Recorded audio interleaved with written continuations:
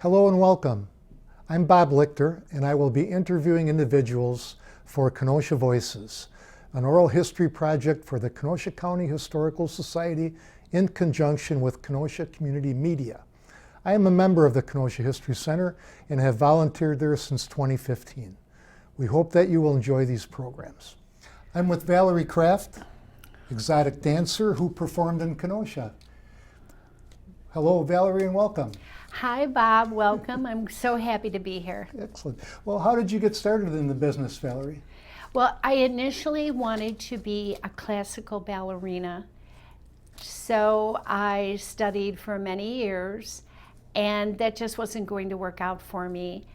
And I started working for Playboy, and from there someone said you could also work as a go-go dancer, and there were clubs in the area, downtown Chicago, and I took one evening, found an agent, and he took me to a club called Club Algiers in Lyons, Illinois.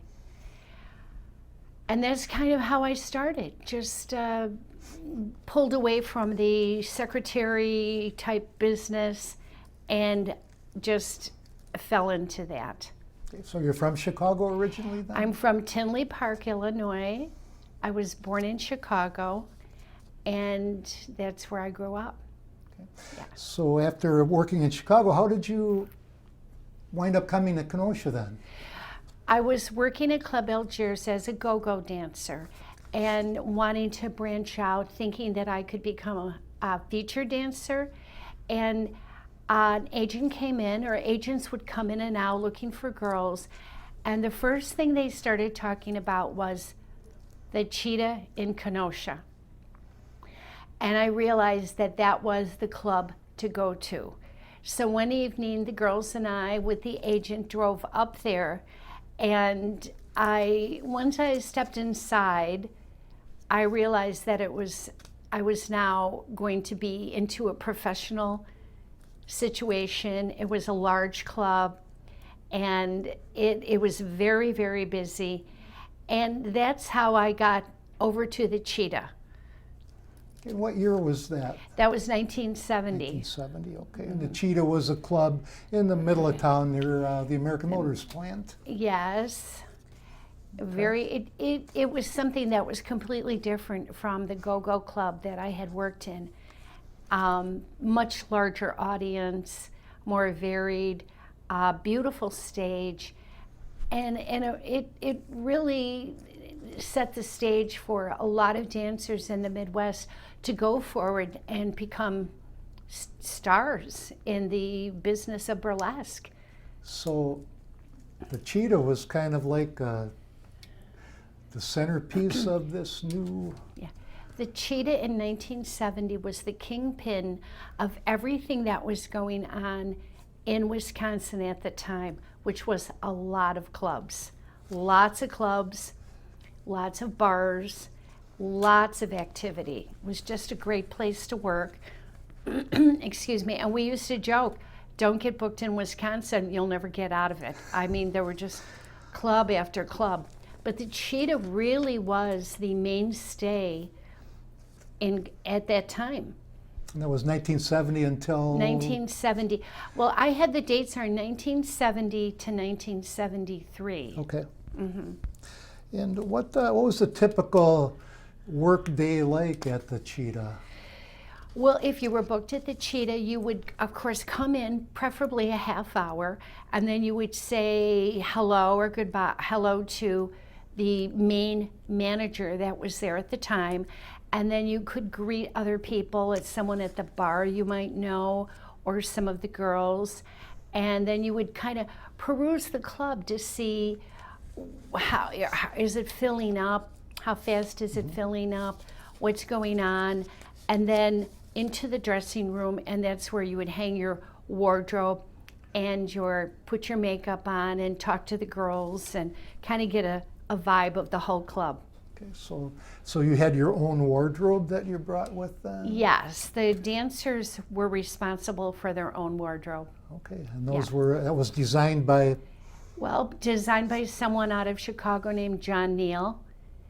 And he did everything, I mean, it was all from scratch.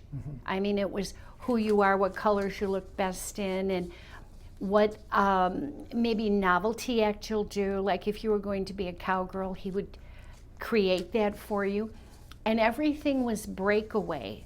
So you had to break it away like that. It wasn't just you're struggling to get out of your clothes.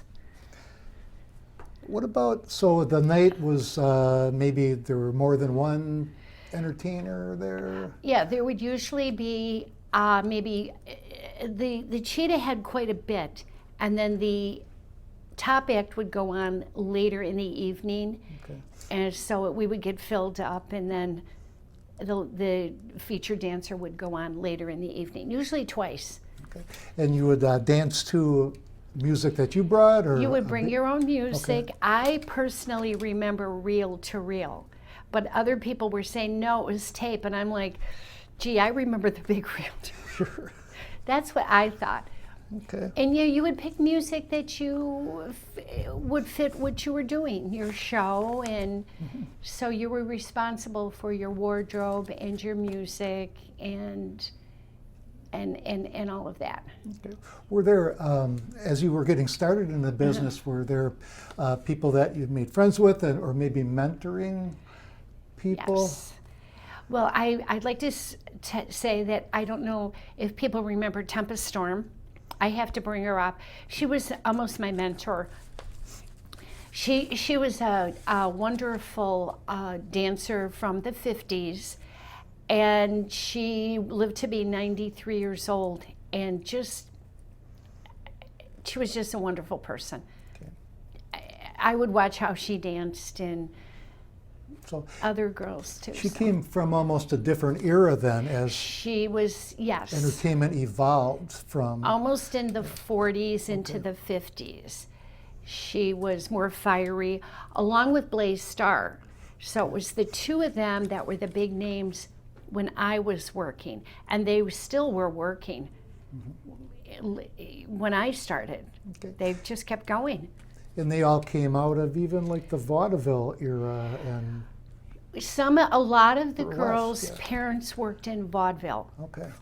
and they would go from vaudeville into burlesque. So that was not uncommon for that to happen. Okay. What were the crowds like at the Cheetah? Wow.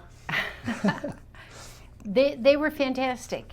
There was just such a huge variety of people there. Sometimes husbands would bring their wives. There was kind of a section, I don't want to say secret, but more a little bit of a kind of an enclave, which was kind of more important people, a little hidden spot. A lot of your workers from the factories who were just wonderful. A whole variety of people, really. Okay. I think people would be surprised. And you had something in your career that boosted your popularity back Yes, Miss Nude America, 1971. It's okay. Hello. Just 50 some years ago. Yeah, so that brought you to a whole next It level did. It did. It did. in your Yes. professional career. It did. It was really very helpful, and it was a lot of fun, and I wanted fair and square. And I have to say, one of the judges was the longest living heart transplant recipient. And there was Professor Irwin Corey, Okay, wow. and several other people, Tim and Tom, who were the first mixed comedy group, Tom Dreesen, Oh, and sure. and then Tim, someone else who was on television, Okay. and June Havoc, I think, June Haver, I'm sorry, Johnny Ray. So he got all kinds of people to come to be judges at the contest. Dick Drost. Yeah. So that broadened your Yes. your horizons as far as touring. And, Yes, it did. I toured for years. okay. Yes. And what was that like, being on tour Well, as an entertainer? If you were booked in New York and you were down in Alabama, you had to be there the next day. If you had to drive all night, Your wardrobe had to be pressed and ready to go. You had to be prepared to sign autographs. You had to be prepared to fit in, really, wherever, however they had it for you, had the dressing room, and you had to be prepared. Mm-hmm. Your music and your shows and everything. But the traveling could be intense, a lot of traveling, but I really enjoyed it. I was going to ask earlier if some entertainers, some artists have a day job that they worked on. You talked about maybe you did some secretarial work at one point, but once you got to this point, that was your full-time job. Well, I kind of worked near the Playboy, where the Playboy Club was, on Walton Avenue in Chicago. And I just walked in one day, and there I got hired. And I said, okay, that's enough of the secretarial work. Okay. That's kind of how that happened. And you were a Playboy bunny. Yes, I was. Mm-hmm. Interesting. Okay. Did you, well, all your I'm sure you met a lot of people, a lot of different dancers. Mm-hmm. Did you make any long-term friendships with some of your co-workers like that? I am still friends with several of the girls that I worked with. Yes. Okay. Wow. And typically, how long were your tours lasting? You talked about a wheel. The tour was called a wheel? In vaudeville, they were called circuits, and in burlesque, they were called wheels. Okay. And so you would work a specific circuit. So I would work Miami Beach, and then I would work my way up to, well, eventually Boston, New York, Washington, D.C. So that's kind of how they worked it. They kind of made that cohesive, I think, around the 30s or the 20s, late 20s, to kind of pull that whole business together. Okay. What was the best part of your career? Your best memories? The people that I met were the best. The girls that I worked with were the best. I can't say enough for everyone I worked with and everyone I met. They were just wonderful, and they wanted to get to know you, and they did it in such almost homespun manners, baking you bread or bringing their family in or inviting you over for dinner. I always thought that was just, it always really meant a lot to me. Okay. What about challenges of the work, or maybe lesser pleasant memories? Anything? I don't have any. Okay. All right. Great. Do you have any other memories of working in Kenosha, or 50 years ago? Well, I had never been in another state, so I do get over it was darker, of course, when we got there, but it was I thought it had a lot of really beautiful foliage and more hilly than the Chicago area that I was from, and it did have another kind of vibe. I'm like, wow, I'm actually in another state. Because growing up, we didn't travel out of state to go on vacations. So it was really exciting to just be in another state. And I think it's very beautiful. I love Kenosha. Wow.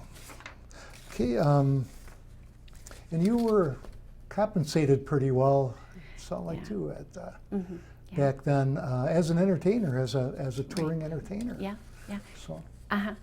Yeah, the girls made very good money if you were a top star, and so you were talking in the thousands back then. Per week then? Yeah, per week. Okay. Interesting. Okay, well, I'm glad you came in today, and if you have any other anecdotes or interesting stories you'd like to share. I'd like to share that. I'm so happy to be here with you, Bob. Okay, well, thank you. I think you're excellent, well, and I feel very privileged to be here in Kenosha, very privileged to have worked at the Cheetah. I woke up a couple days ago and I said, actually, where was the Cheetah? Where was this place that was such a pivotal keystone of the burlesque movement? And I came here, and I'm here with you, thanks to the historical area. And I love it here. It's really, really pretty. I'm looking around for houses and things, actually. Oh, excellent. Kind of, I love that the lake is just stunning.